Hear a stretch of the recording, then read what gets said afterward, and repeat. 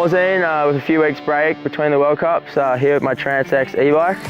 I like having the e-bike because I can pedal straight from the house and explore lots of new natural trails, find some fresh gnarly stuff, as well as getting the legs spinning after some hard training sessions.